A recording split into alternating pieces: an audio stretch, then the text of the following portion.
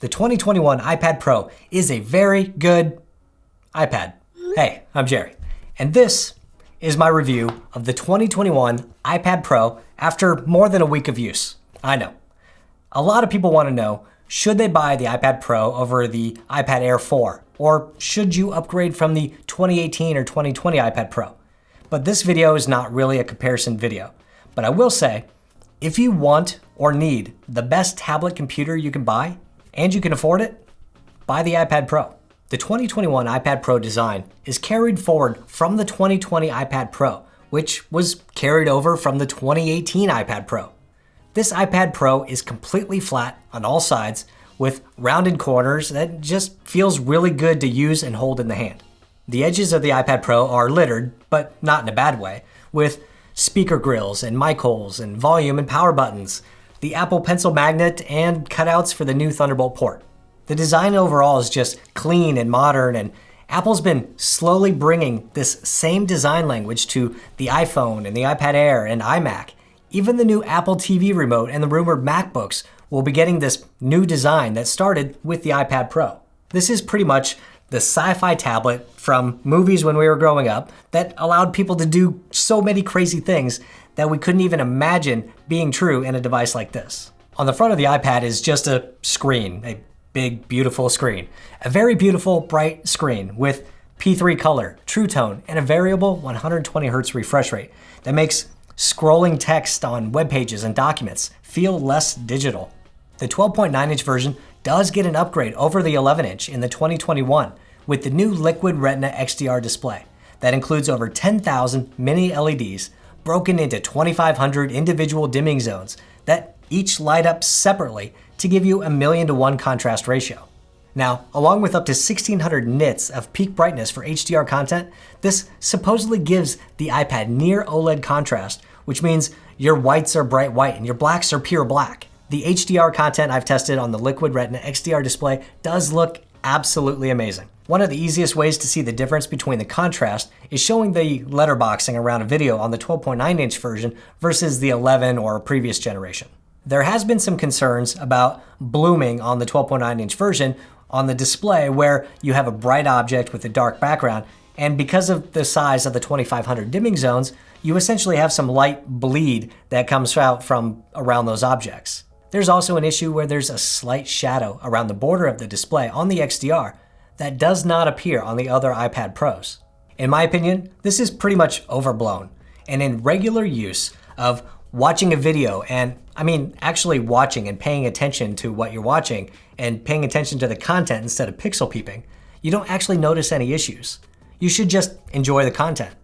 If you're wondering if the Liquid Retina XDR display is worth the $300 upgrade cost over the 11-inch, I would say that the decision should really just come down to how much do you want that larger screen and not necessarily the screen technology. Because as you use the iPad in regular use, the difference in contrast is just going to fade away, especially with the 4-speaker array that continues to sound amazing coming out of this device with this form factor. The speakers will automatically adjust from left to right depending on how you hold it, and it has no problem filling up a small room with music or podcast or just crowding around to watch a movie or a TV show. Face ID is still included in the new iPad Pro, and it seems to be the exact same as the previous generation iPad Pro and is by far my favorite way to unlock an iPad. It's super fast, accurate, and consistent. I wish that I had more to say about Face ID, but I just don't. And that's really my feeling about the rear cameras as well. There is a wide and ultra-wide camera on the back that do not have the same features and quality as the iPhone 12, but they are there if you just happen to need to take a photo while using the iPad. Then there's the LiDAR sensor on the back too. And if you use an app regularly on your iPad or iPhone with LiDAR, and it's not essentially just a technology demo, I would love to know what that is. So drop it in the comments below because I'd love to find something to actually use LiDAR for. The front camera was updated with a much wider 122-degree field of view and new center stage feature, which will focus on and track you as you move around in a video app. It's pretty neat and will actually go pretty far to both sides and adjust for others coming into the frame as well. You can enable or disable it per app if you prefer. My only complaint about the front camera on the iPad Pro is that it's still on the side when you're using it in landscape mode, which I do nearly all the time. Even with center stage, it always looks like I'm looking to the side, even when I'm looking straight on the display. I really do think it's time to move the camera on the iPad to the longer side, so when it's sitting horizontally, you're actually looking at it correctly. This year, the iPad Pro comes equipped with the same Apple M1 chip that Apple has been putting in its computers since last fall. It has the 8-core CPU with 4 performance and 4 efficiency cores, and an 8-core GPU, and comes with 8 or 16 gigabytes of RAM, depending on the storage configuration. And it's fast, but I'm not even going to bore you with benchmark tests in this video, except to say that Apple says the 2021 iPad Pro is up to 50% faster in CPU and 40% faster in graphics compared to the 2020 iPad Pro. Now, the 2018 and 2020 iPad Pro were no slouch, and I can't recall anyone saying how slow that their iPad Pro was, and the fact that Apple can claim it's up to 50% faster just seems like, I don't know, they're bragging at this point. And I would too, but only in a few of my tests, like exporting a video or opening a bigger game, can I see some slight improvements. Everything else from web browsing to working on docs, watching videos in Netflix or YouTube, all feel pretty much the same. The M1 processor also brought along Thunderbolt to the iPad for the first time, and now we have a 40 gigabit per second connection. This could be huge for the future of iPad. We've been able to connect a USB-C dock to the previous iPad Pro and connect external displays, SSDs, card readers, Ethernet, and more. With Thunderbolt though, we can do all of the same stuff, I guess, but now you can connect up to a 6K display and you can use Thunderbolt SSDs. Unfortunately, just like with the M1, it seems Thunderbolt is held back a little bit by the iPad and iPadOS. It's no secret that iPadOS just feels restricted on the new iPad hardware, with simple things like file management, but also larger things like extended display support. When you connect an iPad to an external display, it's just mirrored to the display.